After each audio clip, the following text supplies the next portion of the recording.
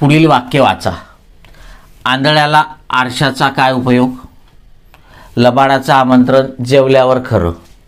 या दोन्ही वाक्यातील नामाचा प्रकार कोणता? ठीक आहे.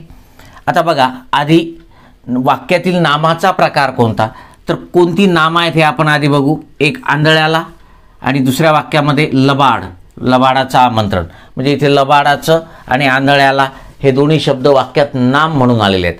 आता लक्षात घ्या, आपल्याला नामाचा प्रकार ओळखायचा आहे, पण आधी एक गोष्ट लक्षात घ्या की मुळात हे जे शब्द आहेत आंधळा आणि लबाड हे दोन्ही विशेषण आहेत, बरोबर. कारण आंधळा म्हटलं की पुढे काहीतरी व्यक्ती, मुलगा, ठीक आहे, प्राणी असं काहीतरी लागणार. लबाड म्हटलं की पुढे काहीतरी लांडगा, व्यक्ती काहीतरी लागणार, नाम लागणार, विशेष लागणार.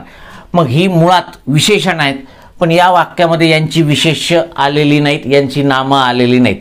हे कुठल्याही नामाबद्दल विशेष माहिती सांगत नाहीत आणि म्हणून ही या वाक्यांमध्ये नाम म्हणून आलेले आहेत, विशेषण म्हणून नाही.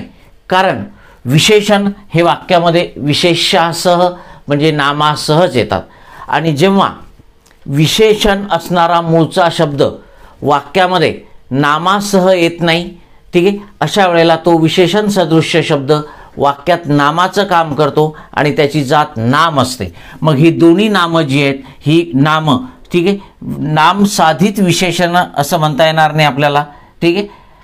विशेषण साधित आहेत, अव्यय साधित नाम आहेत की क्रियावाचक नाम आहेत, तर ही विशेषण साधित नाम आहेत. कोणती आहे ती? विशेषण साधित नाम आहेत, ठीक आहे. विशेषणापासून बनलेली नाम आहेत, कारण त्यांच्यासमोर त्यांची विशेष नाम आलेलं नाही. Okay, yes.